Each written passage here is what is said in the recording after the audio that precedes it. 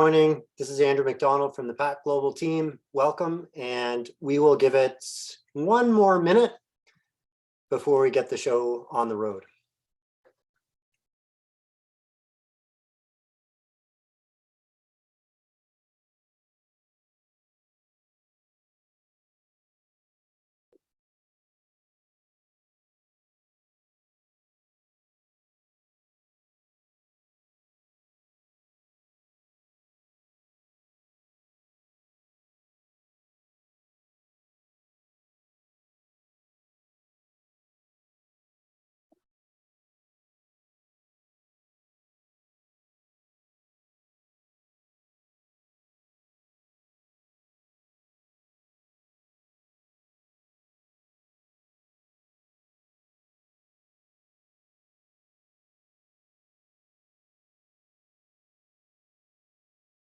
Okay, Lindsay, I'm gonna get things started. Greetings, everyone. This is Andrew McDonald from the Pact Global team, and it's great to have you here with us today. I'm the Pact Next program manager with Pact Global, and I want to thank you for making time to join us today to dig into important learnings from what is truly a multi-stakeholder collaboration that's been going on in the beautiful West Coast Canadian city of Vancouver. Now, before we get into that, I'd just like to very briefly introduce you to Pact Global. And Pact Global is a nonprofit industry association. We've got members across the packaging value chain and all over the world. Education and training are central to our mission. And overall, we aim to provide a range of activities and services that allow the packaging community to do some of the things you see in, well, mostly in the second line there. It's, to connect, to collaborate, to innovate, educate, and to celebrate. Pact Next is one of the main ways we do this. And the Pact Next team, we are a small but mighty team, and we offer a wealth of resources and trusted advice related to packaging, sustainability, and circularity. And so a few of the upcoming events, thanks, Lindsay, come to you in these ways. And so next week, colleague Dan Lance and I will offer a 2-day, 8-hour online packaging circularity course. So that's next Tuesday and Wednesday, still time to sign up. Followed later in the month with the webinar, as you see, on packaging fraud. And then early in December, we offer, and we do this on an ongoing basis, periodically, a course on the Consumer Goods Forum Golden Design Rules for Plastic Packaging. So this is a 2-hour course, and these are, globally recognized rules around plastic packaging. So I encourage you to check that out. So the format for today will be a brief intro, set of intro slides by me. The main event, a presentation with our fantastic guest, Sandy Sigmund from Returnit, followed by Q&A. So as you see here, we'll use the Q&A box. Please, we welcome all of your questions, and I'll do my very best to get to as many of them as possible. And so without further ado, I'd like to get into my introductory slides. And so today's webinar addresses two important options on the waste hierarchy: reuse and recycling. So generally speaking, as we prepared for today, we thought that, most webinar participants would be, generally familiar with the idea of recycling, but perhaps a little less so with that of reuse. And so we agreed to lead off with a brief bit of context for reuse, which will then lead into Sandy's presentation, which embraces both reuse and recycling. So defining reusable packaging is evolving, as is the case with many terms in our broader packaging sustainability space. Here is what I think is a useful definition based on an European Union directive. And so packaging that has been conceived, designed, and placed on the market to accomplish within its life cycle multiple trips by being refilled or reused for the same purpose, and I've added the highlight for which it was conceived. And so I wanted to highlight that, same purpose idea, because that does distinguish reusable packaging. And it implicitly points to the fact that there needs to be some sort of organized recurring system within which that container operates, a variety of which are out there in the marketplace today, and one of which we'll hear about in our presentation. Now, the 2 points below point to how we begin to define the design. The first point lists 3 high-level design criteria. You see them there, identified by the US NGO Upstream. And the second point connects to a much more detailed and evolving global standard for container design criteria. And there are links for both of those references below. So with this definition in mind, slide please, Lindsay. With this definition in mind, this Ellen MacArthur Foundation visual, and I've added the B2B there, helps classify 5 main types of reusable packaging. And today, Sandy will speak to the bottom right slice of pie, return on the go. Now, the question of the day for hundreds of global reusable packaging startups, and I would include also larger corporations that are testing reusable packaging in this category. The question of the day is whether there is a path to viability, or we could say sustainability at scale. And what I mean by that is widespread adoption in whatever market segment we're dealing with, whether it's takeout food and beverage, e-commerce apparel, CPG grocery, and so forth. Where does reusable packaging make sense, and how can it exist at scale? So, slide please. This is my modest attempt with a simple visual to link the packaging types we were just looking at in the previous slide, so you see them top right, with actors and considerations typically involved in testing this path to scale. So many of these actors and considerations play out in Sandy's story. And a key aspect of today's story is the involvement and collaboration amongst the various actors involved in a particular product packaging ecosystem. And today it happens to be about takeout beverage containers. So more than ever, I'm convinced, and I know I'm not alone, that widespread adoption of reusable packaging systems requires pre-competitive multi-stakeholder relationships. So slide, please. Thank you. For example, this quote from UK retailer Tesco's Shared Learnings on Reusable Packaging report that just came out a couple of months ago, I've highlighted what stands out to me as a key takeaway. So essentially here, what they're saying in the top part is, we think this can work, based on our modeling, we think this can work, but we can't do it alone. So they're saying, if we, the broader we, the collective, are serious about making this happen, we can't do it alone, we have to do this together. So slide, please. Final slide for you. Here are 3 current North American examples of multi-stakeholder collaboration in the field of reusable packaging. So you've got big retailers collaborating, you've got large institutional food service providers, and you've got large event spaces and so forth, all collaborating with reuse service providers to see and test if these models can operate at scale.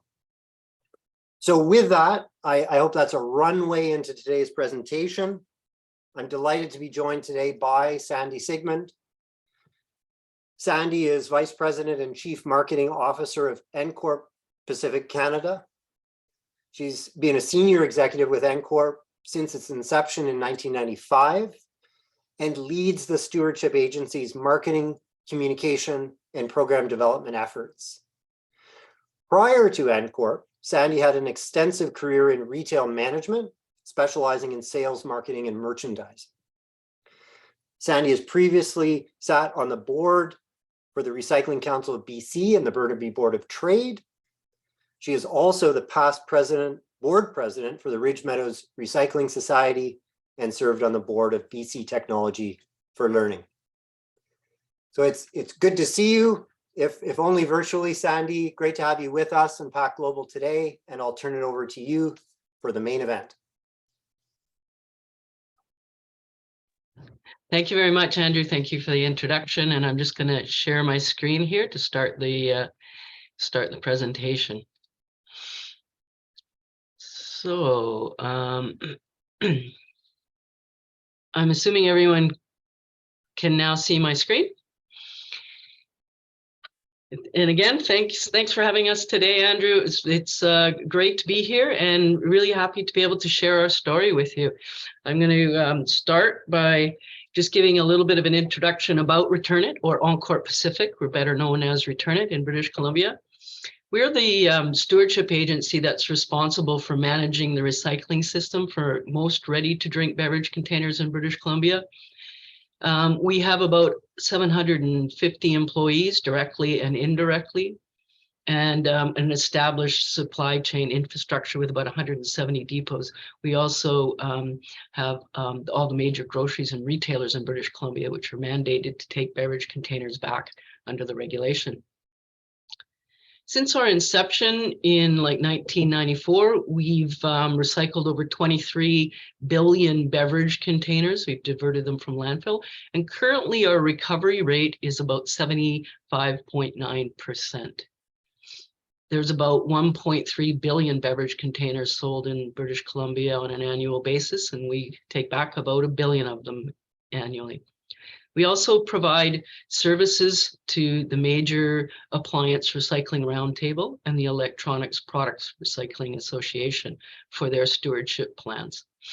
We have an outcomes-based approach with a backdrop regulation that we work under.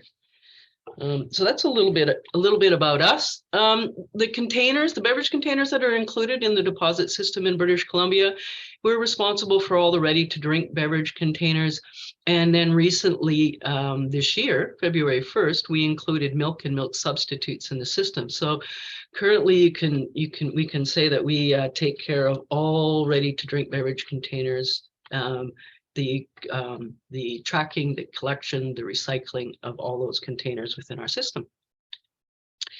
And of course, we make sure that those containers get recycled, because under the, the regulation in British Columbia, none of these things can go to landfill or be incinerated.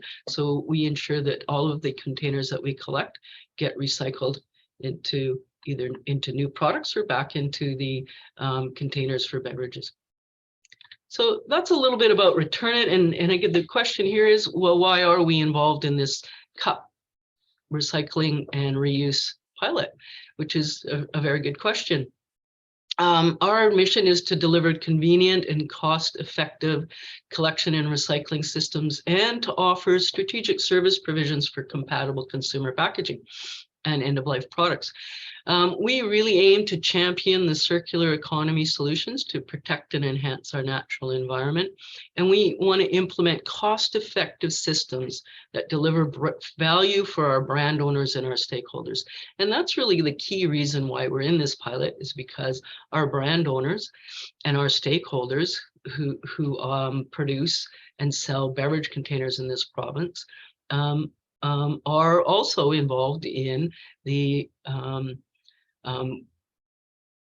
reusable and recyclable cups, which are also beverage coffee cups, and hot and cold cups, which are also beverages that are sold in British Columbia. And I must apologize if my voice is a little shaky. I'm just getting over COVID, so if I have a little bit of a tickle in my throat, please excuse me.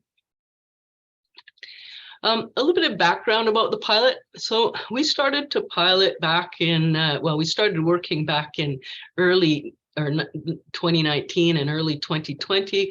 We thought what we would do is put together a pilot for single-use cup recycling, because it was top of mind back then.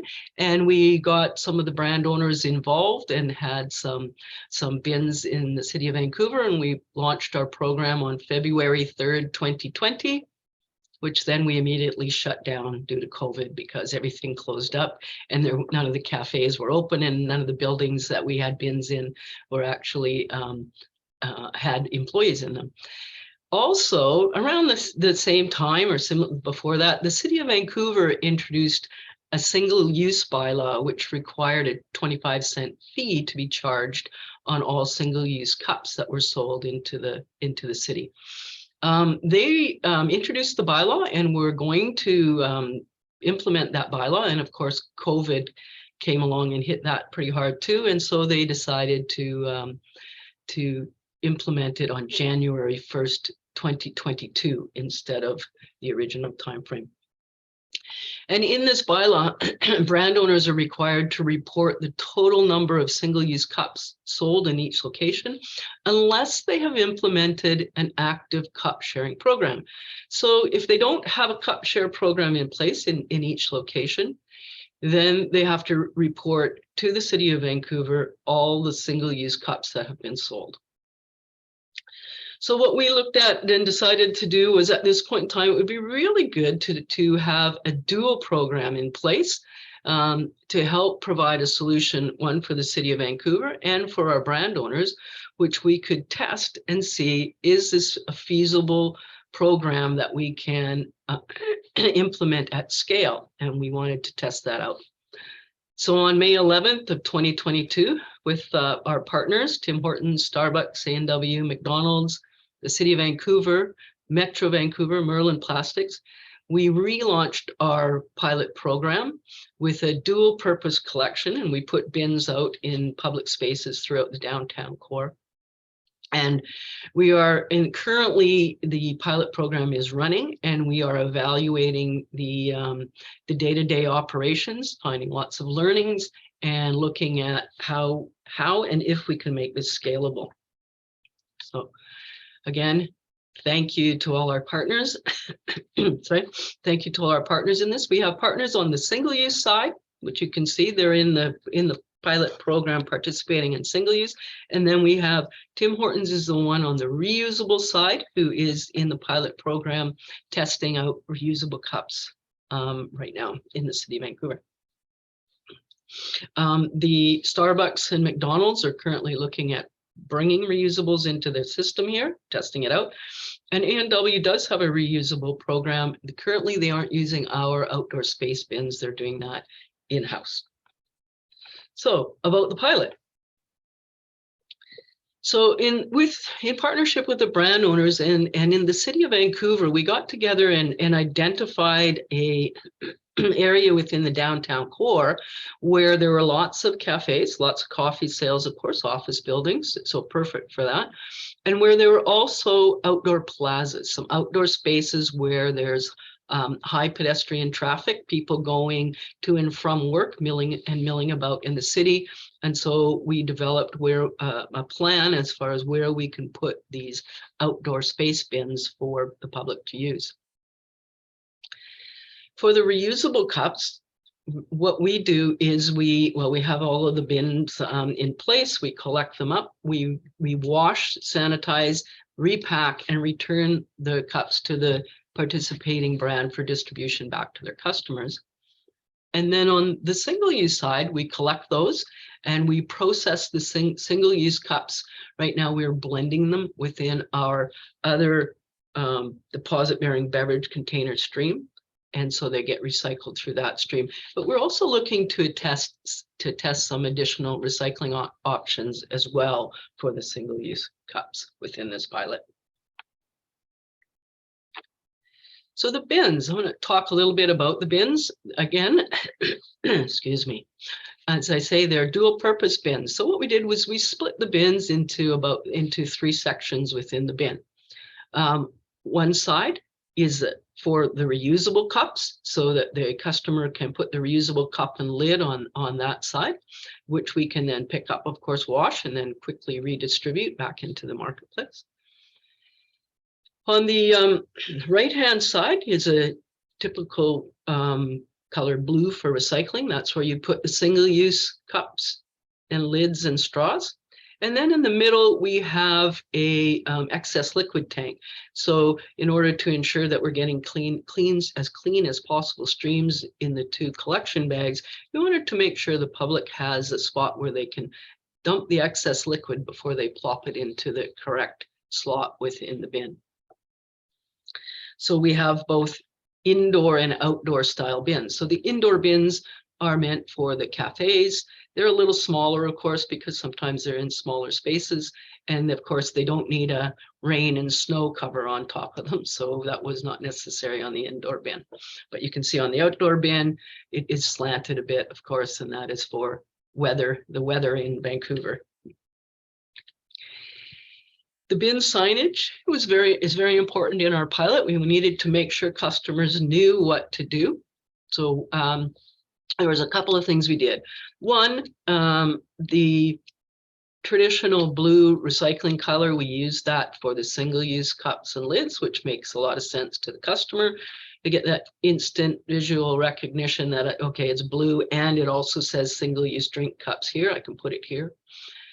On the reusable side, of course, there hasn't been a lot of reusable pilots done out there. There's not an established color visual associated with reusable. So we thought we'd just make one. And we picked teal for reusables. So throughout the program, wherever you see any of our signage or our bins or our promotions, or even in the cafes, we're now here using teal for a reusable standard color. You can see on the signage, we've got steps that to how to use the bin. First thing, empty your cup, and then if it's reusable, it goes on one side. If it's the single-use recyclable, goes on the other side. So on the reusable side, how it works is a customer who's part of the, got their reusable cup and got that from the cafe, and they're at a point coming up to the bin where they'd like to return that cup. They just scan the QR code on the bin, and that QR code takes them to a landing page where they can choose which program they're in, which brand program they're in. They hit that button, and then they scan the QR code on the cup. They drop the cup in the bin, and away they go. They're at that point, they're done. Their account is then updated, and a deposit or whatever deposit is put in place, or whatever system is put in place by the brand owner, is then completed, and they either get their deposit back or they have actually returned their cup. On the single-use side, again, the users simply need to just empty their cup and plop it in the bin, and it's all single-use cups. So hot and cold cups are within the program on the single-use side. Here we have a couple of maps showing the participating locations and where the bins are. The pilot program has currently 9 public space bins, and there are also 10 collection bins at participating Tim Hortons stores on the reusable side. So on the first map here on the left-hand side, you can see that there are the blue circles are where the public space bins are. So these are out in public spaces. You can see where the Tim Horton locations are around there for the reusable. And on the single-use side, on the right-hand side of your screen, you can see a map showing, okay, here's all our partner locations and where the bins are in relation to them. So you can see that we've strategically placed these outdoor bins right around the cafe and high traffic areas. We also set up for the customers some landing pages. So of course, you know, they need information, and we want to make sure people understand how to use the system, how to use the cups, and how to make sure they get returned, reused, and recycled. So of course, there is a landing page where customers can go in and see where all of the bin locations are. And then when you're actually at the bin and you go to scan your cup because you want to return it, of course,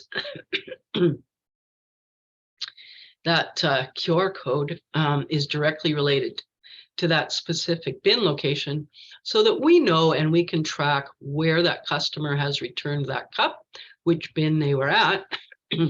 Sorry, so that when we pick it up, take it to the wash station, we have some real good data on which public spaces are actually collecting the most bins, where the traffic patterns are, and and how the customers are interacting with the program. To launch off the program, we had a media release and a press event. Sorry, excuse me. That we held on May 11th. It was it's a really good press event and a good launch. We had it in downtown Vancouver on May 11th. We had all brand partners there, and also the former Vancouver City Mayor and City Councilors attended the event. It was a very well attended event.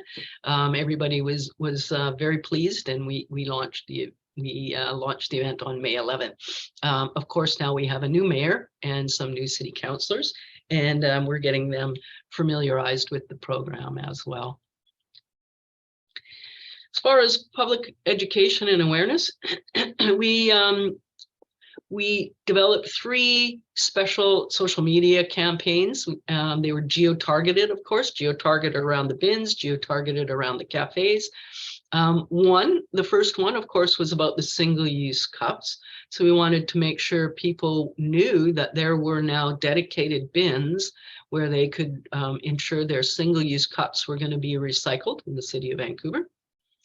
The second one was on the reusable cups, reminding the users that there is a reusable program and where that there is some convenient locations where they can drop off those reusable cups and get their deposit back or their investment back and get them back into the system so that they could be used again.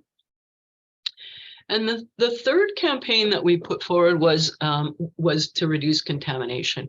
And we launched the first 2 programs first, and then we quickly realized that, okay, we've got to actually get out there and talk to people about not putting garbage in the bins, of course, because when we launched the program, first it was going pretty good, and then we started to see some garbage contamination into the bins, and we wanted to make sure that those streams were kept as clean as possible. So we started an education campaign about how to properly use the bins. Of course, we were on our geo-targeting was not only geographically targeted, but audience targeted. We were hitting the 25 to 45 male-female split, of course, office workers, busy professionals in the downtown core that are drinking a lot of coffee, tea, and also cold beverages. So of course, so really had to hone in and target our locations and our audience, because of course, with a pilot program, we didn't have the luxury of going out in a large mass media awareness campaign because there would have been too much spill. We needed to keep it to that downtown core area. Here's just an example of some of the ads that we put out. You can see we talked about the bin itself, where it is. We talked about recycling the single-use cups from our brand partners. Talked a lot about the reusable program and getting those cups back into circulation, and our contamination program about what to put in the bin.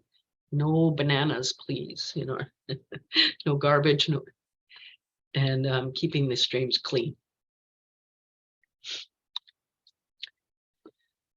So for the reusable cups, we go around and we collect the cups and the lids, and then we transport them over to wash facility where they're washed and sanitized. And of course, in the wash facility, before the pilot launched, we had to make sure that the wash facility that we were using for the pilot had the proper certification, food safety certification, so that when we sanitize them, that they were clean and ready to be reused again. So we transport them back to the corresponding brand, either their DC center or the cafes themselves, so that they could put those back into circulation.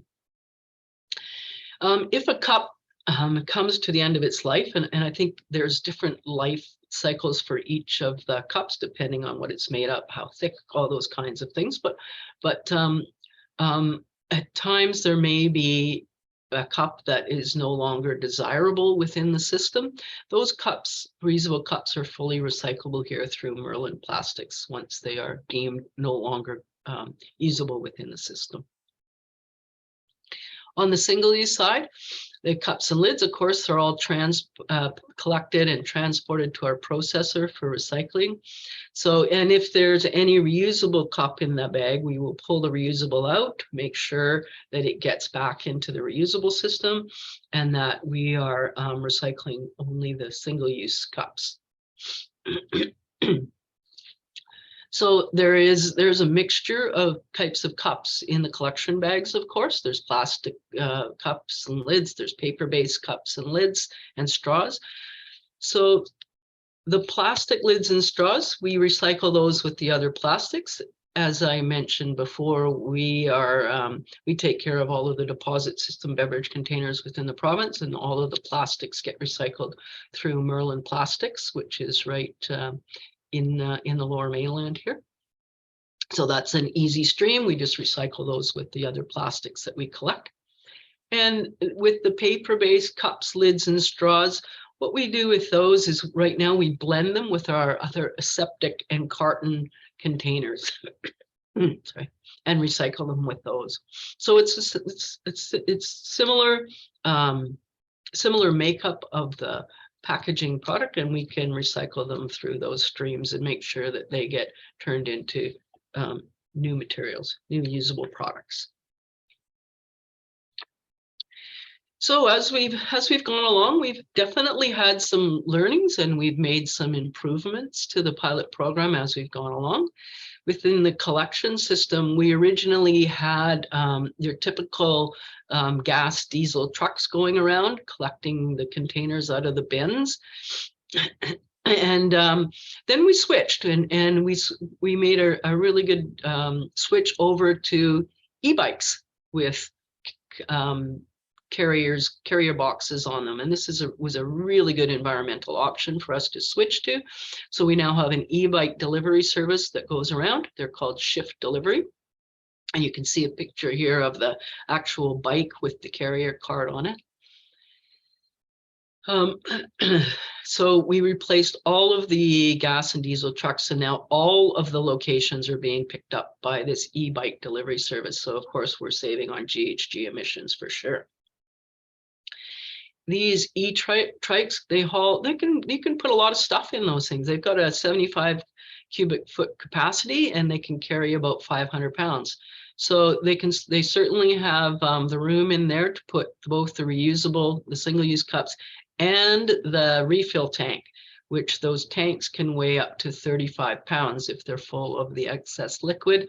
So the guys on the bikes just unhook them, put them in their carrier, and replace them with a new one, a new empty one. So you can see the process a bit here in these photographs. Pretty cool little e-bikes, and they can then have the luxury of driving right up to the bin, whereas a truck would have to park on the street and the driver would have to walk in. These guys can just drive right up to the bin. They have keys, of course. They open up the bins. They take the bags out, put them in their carrier. They take the excess liquid tank out and replace it with an empty one. They wipe off the bin, and away they go. On to the next one. And then also, originally we had the bins as completely contactless, which was the best way to go, especially with COVID. Nobody wanted to touch the bin in any way. You just want to drop your cup in. But what we found was that there was a lot of contamination in the bins, and while we did have our education and awareness program out there, we decided that we would put in a little flap that a person had to lift up and actually read before they drop their cup in. And we did this to help reduce the contamination. Ultimately, we would like to remove these so that we could change consumer behavior enough that people know what these bins are for, and they're not putting any garbage in, and we get as clean a stream as possible. But what we decided to do for educational purposes, and to make sure people actually took that extra minute or second and actually read the reusable cup goes here, and they just have to lift that little flap and drop it in. And so initially our contamination went down. It started, the contamination levels in our audits were at about 20 or 28% when we started. And they went down to about 8%. And we're continuing to measure this as we go along, because the contamination in the bins has started to increase again. So well, I say we've got learnings. We're continuing to monitor this and see what we can do, because we definitely want to track what is the best education or the best way to stop the contamination, or at least reduce the contamination. So we're really looking forward to finding out what that is and how and what we have to do during the pilot to make sure that the streams are kept pretty clean. The cups. One thing that we can share about the cups is that Tim Hortons has found their reusable cup to be a great success. The cups that were originally used in the launch of the pilot are really nice cups. They're great. They're pretty thick and nice lids, nice to carry on, nice reusable cup. And what we have found is that people are keeping those cups longer than anticipated. So they've gone in, got their reusable cup, and they've been tending to keep it. So we haven't seen as many coming through the reusable program as we anticipated or that we'd like to see. So we're still looking at gaining learnings from that. And I think that Tim Hortons is actually considering a redesign of their cup to meet their objectives better. Just a little bit of information that I can share about the audit data. So this information is on the single-use cup side, and you can see that we started doing our audits, and what we do is we on the right-hand side of the screen, you can see where the location of the bins, and on the left-hand side, you can see what we've collected in each audit. And so what we do in each audit is we go collect all of the bins, or the containers from the bins. We bring them to our Q&A facility, and we actually audit out what is the makeup in the collection of the single-use cups. And you can see here on the left-hand side of the screen, we started out with about 1,700 cups. We dropped down and we went up to about 3,500, and we're dropping down a little bit, but we still, at the end of the day, at the end of August here, we still have more audits to do. So the last downward trend may not actually be a downward trend, because we haven't included the latest audit, October audit, in that number. A little bit of information about the makeup, which is we found interesting about. This is all of the audits that we've done and the makeup of the material that's actually been collected. So about 22% were plastic cups and 33% were paper cups.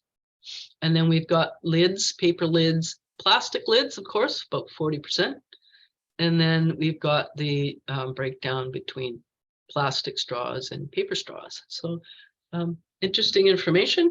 And it gives us a really, really good insight as far as what we can expect when the program gets expanded, or when it is implemented at a scalable level. So that ends my presentation, and I'll turn it back to you, Andrew, at this point in time. And yeah, sounds great, Sandy. Thank you very much. Just take a moment. Everyone can take a deep breath, and we'd love your questions. First of all, we do have a number of questions in the Q&A box, Sandy. So let's get to them. We've got a good 15 minutes plus here to field your questions, folks. So please fill up the Q&A box. And so let's begin with one. I did see you speak to the destination for the single-use cups, and so the question is, where do they end up? And I think you spoke to the two streams, the plastic and the paper being recycled. And so Louis, I'm not sure if that slide answered your question, but Sandy, why don't, just a quick recap on where do those single-use cups end up? Yeah, certainly. So the plastic ones are very easy, of course. The plastic cups, which are usually made out of a PET material, are the same as same material PET that the beverage containers are generally made of, and they go over to Merlin Plastics. Merlin recycles those back into pellets, which he then sold back into the marketplace. A lot of the PET can go right back into beverage containers and is purchased by brand owners to make new beverage containers from, or it's used for other plastic new products. On the paper side, as I mentioned before, that in the deposit beverage, sorry, in the deposit beverage containers, we have aseptics, cartons, and generally the paper cups are made of the same types of material. And so we blend those in with our cartons and our aseptic containers and send them to recyclers. Right now, I think most of our Gable and Teptic are going through continuous and get made into, sometimes we can make the paper cups, either paper based beverage containers that we collect, we can make them into tissue paper, new boxes, and then some of the more blends like the aseptics and stuff we use for building board material, roofing material, that kind of thing. Yeah, okay, well, thanks. That's some helpful extra detail there. So next up, we got a question about the business model, Sandy, and whether the project is, self-sustaining, if you will, or is the city or return it having to, chip in to make it work. So, given that, I don't know how much detail you can provide here, but if you could give a sense of the business model now and where perhaps you think it can be in the future, back to the age-old question of viability. Yeah, very good question. Really good question. Because of course, what's a pilot if you can't turn it into a scalable model that can be used in many other jurisdictions? So currently, the business model is the City of Vancouver has very graciously given us space within public plazas to put the bins, and they're not charging us for that space. So that's part of the City of Vancouver's participation in the pilot, is to provide areas for us to put the public space bins in. And then the brand owners themselves are paying the costs to actually collect the containers, get them washed or recycled, and get them back into the process. As far as return it goes, our specialty is in collection, logistics, and making these programs happen, making sure that everybody is treated equitably or fairly, the way that our deposit system runs. And so the other thing that we're doing is looking at a scalable wash facility here in Vancouver, because as the program grows and we extend it out, there really isn't a large scale wash capacity. And so we are looking ourselves to actually build a large scale wash facility here in Vancouver that could make the program scalable on the longer term. I hope that answers your question. Yeah, I think that helps a lot, Sandy. Yes. Here's an interesting one. So you mentioned that the consumers really like the Tim's cups. They're durable, they look good, and so forth. And so that led to a challenge of people keeping them. And so the question is part of the redesign to kind of, what does that mean? Does it mean that perhaps they're in some way redesigned so that the consumer, they're less desirable for the consumer, or is there some other way that redesign would increase the return rate, be it a deposit, or and maybe that's a second question. That's my own question. Was there was there a financial incentive to return the cup? Sorry. Yeah, really good question. And I think the best, Tim Hortons themselves would be the best people to actually answer that question.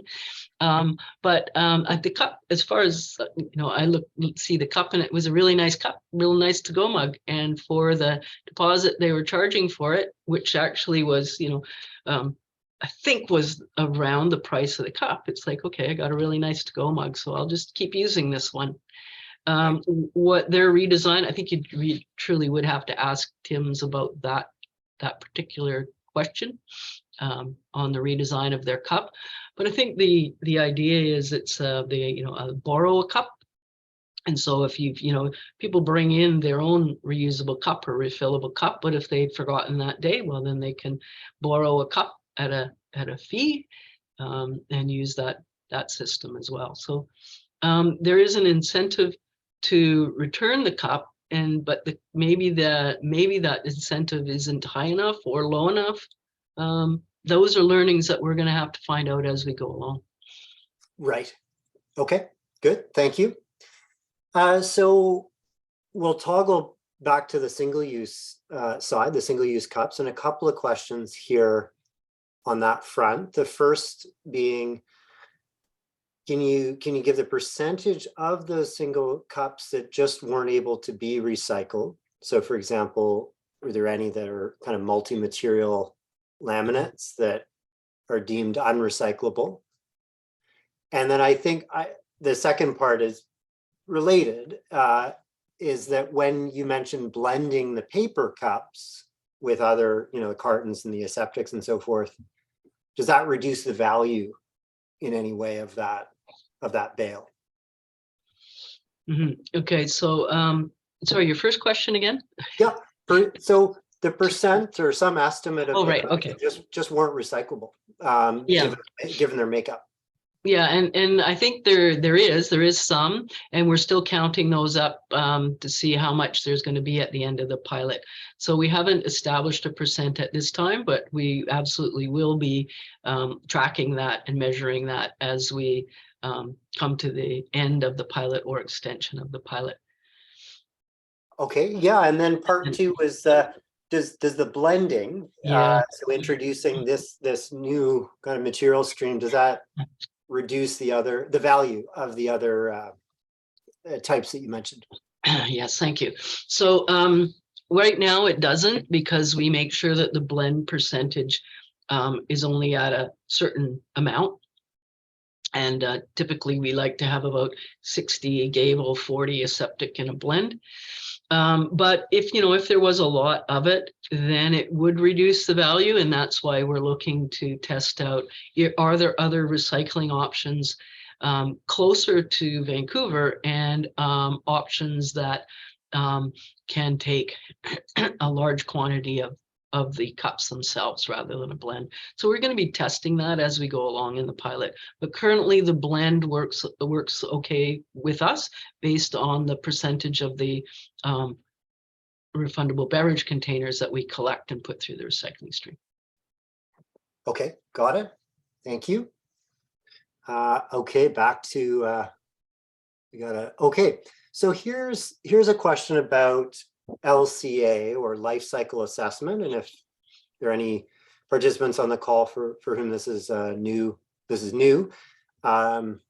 In short, LCA being a method to quantify the environmental impacts of, lots of different things. In this case, it would be of the packaging, and so it could be from material extraction all the way to end of life and everything in between. And so the question is, has a life cycle assessment been done that compares the single-use cups versus the reusable cups from kind of cradle to grave?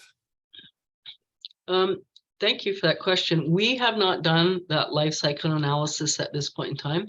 Pilot's only been running for 6 months.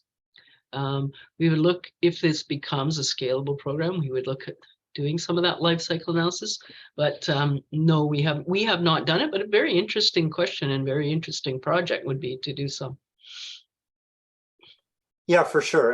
And Louis, I've got lots of access to LCAs on reusables to single use in general, so happy to follow up if that's of interest. Sandy, so by the way, there's a poll up, folks. So if you could, spare a couple of moments and give us your feedback, we'd really appreciate it.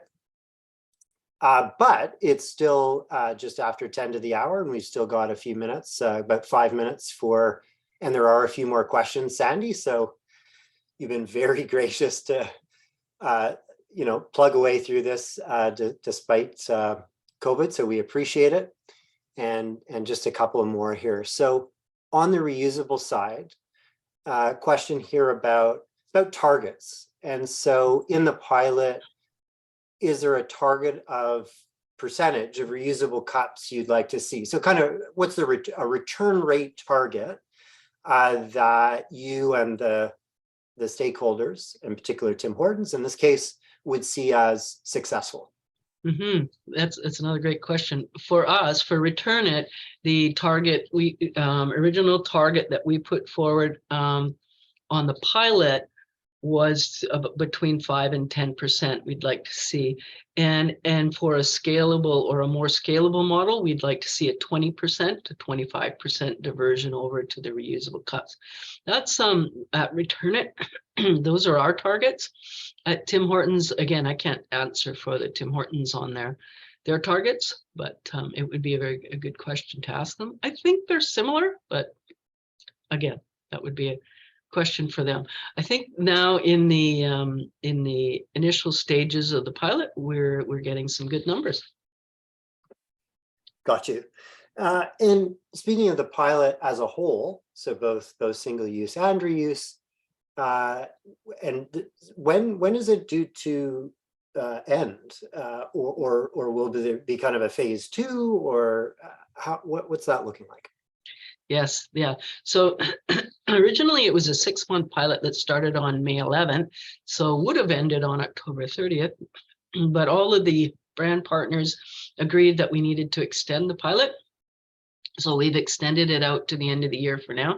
And we're in discussions right now about extending it further, what a scalable pilot looks like, what the costs associated with it would be, how many bins, public space bins, do we actually need in the city of Vancouver to provide convenience for the customers, and sorry, and how to move the pilot into its next phase. So there certainly is a lot of discussion about phase 2 of the pilot starting in early 2023. Got it. And yeah, if I could just piggyback on that and your mention of a discussion around, in part, just the quantity of locations that would be required for, let's say, for scale, along the lines of what Tesco aimed to do in that, they said, we need at least 400 stores, in a particular geographic area for this to function. And so is that where you see this headed, to be able to say, what, for this to work, we need, number right now is maybe X, but X is 300, X is 500. Do you think you'll get to that point to say, and be able to go back to the brand owners to say, or brand owner and maybe owners to say, hey, this is what we think, and can we make this happen? Is that where this is headed? That's exactly where it's headed, Andrew. Yeah. So we're in talks with the city of Vancouver to establish where the next expansion for the bins are, because we really think we need about 20 in the downtown core. And as we spread out, we may need 50 in total in the city of Vancouver in key areas where the cafes are and where high pedestrian traffic is going to work, to the universities, to that kind of thing. So we're actually in talks and discussions right now to say, how many do we need? Where should they be? Got it. Okay, well, we got about, I'm going to call it about 2 minutes, so we give everyone a little bit of a break between this and lunch or breakfast or whatever's next in their day. It could be dinner. But you did a great job of giving illustrating the operations, like really getting into some granularity that I think and hope would be helpful for people to understand all of the details required for something like this to work. And so I say that because there's a question along those lines with respect to quality control. And you mentioned that, at some point, if a reusable cup is deemed, no longer serviceable, then it can be recycled. So good aspect. But how does that QC work? And at what point in the process does it happen? Yeah, great question. So there's two things that can happen. When we pick up the cups and get them over to the wash facility, they get inspected.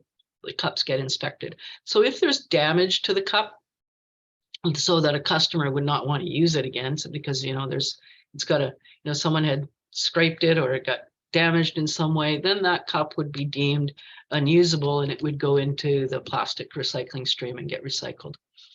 The other key thing that they're looking for at the wash facility for quality assurance is how many times can it actually be washed? And with the current cups in the system, well, we haven't figured that we haven't got that to that point yet. They haven't been washed a number of times. In the original tests, we looked at it could be washed 150 to 200 times before it showed any signs of wear and tear. But it depends on the cup itself. And as I say, right now in the pilot, we haven't washed a cup enough times to deem it to go into the recycling stream. So it would be damage to a cup where, of course, it's not pleasing for a customer to use it. We take it out of the system, or the number of washes when it's just, again, no longer acceptable for customer use. Got you. And here's our last one. Again, quite technical, but a good question. Are the plastic lids separated from the paper cups manually? And where in your process, if so, where in the process does that happen? Yeah, that happens over at Merlin Plastics. So they're not sorted manually. Merlin, of course, has all kinds of machines and auto sorters and sorry, technical ways to sort them out. So they put them on the line and they sort out the plastic from the paper on their lines in their facility. Got you. Very good. Listen, to the audience, if you have, there are a couple of questions we didn't quite get to, but I know Sandy is, I believe Sandy, you're open to follow-up questions via email if there are questions folks would like answered. Absolutely. Yeah, and just on behalf of PAC Global and our PAC Next team, want to thank you very much for sharing this today. A lot of great detail on the pilot. Good to hear that the pilot is, there's serious consideration of how it can be extended and what that path to scale may look like. So we appreciate this very much today. And again, everyone, thank you for joining us, and we'll look forward to seeing you again soon. Thank you very much for having me. Yeah, good.